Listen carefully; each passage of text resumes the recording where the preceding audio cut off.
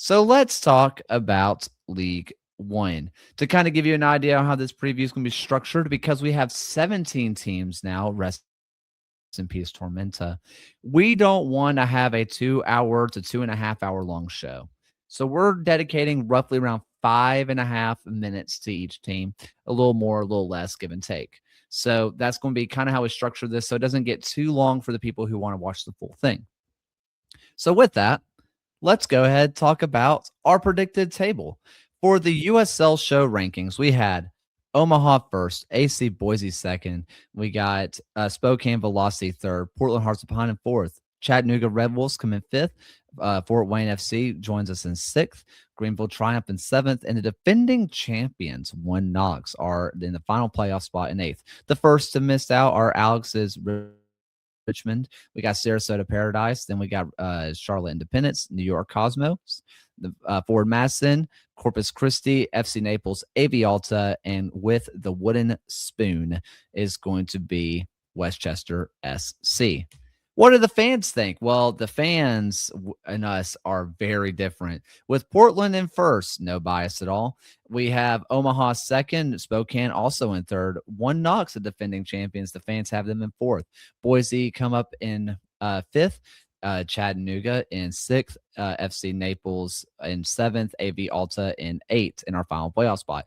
First team missing the playoffs is going to be Charlotte, then Fort Wayne, then Greenville, then Madison, then Richmond, then Sarasota, then Cosmos, then Corpus Christi, and in last with the wooden spoon is going to be Westchester. So with all that said, let's go ahead and get into the preview. The Cosmos. I wasn't willing to put New York on there because, well, they play in New Jersey. But even so, I am really interested in how the return of arguably the biggest brand in U.S. soccer history makes the return. And this is one of the more underwhelming lineups we've seen don the Cosmos crest. But is that necessarily a bad thing as they plan to build for sustainability, not just star power? But the question here for you is, can the youth learn on the job? I think so. I really like what they put together. I think I would have Cosmos ranked a little bit higher than this. Because yes, it's a young roster, but I mean these are some of the top young players in the country. And most of them came from the New York area, which is a region where you could probably put together another 5 or 6 USL 1 teams. Just from talent in the New York region alone. So yeah, I think that they are doing a very good job of building something sustainable, going slow, bringing in a lot of young regional players. I think this team could be a surprise to a lot of people once they get going. Yeah, I'm looking at this team and I'm circling in guys like Anderson Holt. I'm circling in guys like Kofi, who comes in from MLS. And I'm saying these are players who are young, super talented, but more than just being young and talented, they are young professionals who have been professionals before. Yeah. Yes, they are another part of the youth movement, but they're not just college kids making the jumps. They know what it's like to be pros and can help out those guys. And who's better to help out some of the young guys than Sebastian Guinzotti?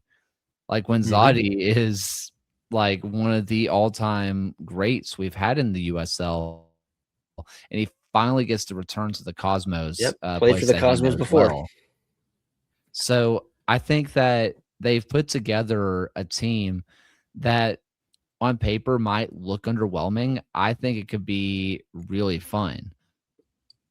Yeah, I really like that line of Kofi, Spengler, and Latcher. Julian Latcher played for New York. Was he New York City FC 2 last year? Scored a bunch of goals. I think he's only 18 years old. I definitely, the way I've seen him play, like I definitely think he can do this in League One as well. Spengler, we've seen the last 2 years. He's one of the better midfielders in the league. Knows how to move the ball, knows how to score goals. Kofi, another one that like was very recently the MLS, a top MLS prospect. I don't think he's fallen off. I think like this is just going to be a good opportunity for him to show, to really show his stuff. And I could see him moving on as early as next year, moving back up. So yeah, I think this team is going to surprise people. Can I ask a mean question? And I feel really bad for asking it, but it's 9:30 for me. This is way past my bedtime, so I'm allowed to be mean now. Spengler, do we feel like, I mean, he was a great player. Don't get that twisted. But do we feel like maybe he's been elevated in our brains because he was a good player on a really bad team and he just shined out a little bit more because of the pieces surrounding him? Or do we really think he's class enough to buoy this team a little bit? I think he is class enough. Remember he played for Tormenta before he played for Texoma. Granted, that was not a playoff Tormenta team, but I think they were better than the Texoma team that he played on last year. Yeah. So yeah, I do think that he's ready to step up as a leader here. What else are you looking at with this team?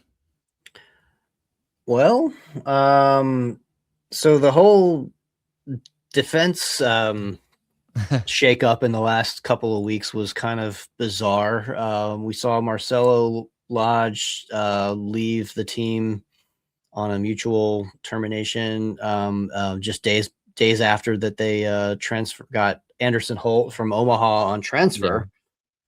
Yeah. That's probably a good, Anderson Holt might be an upgrade even. Yeah.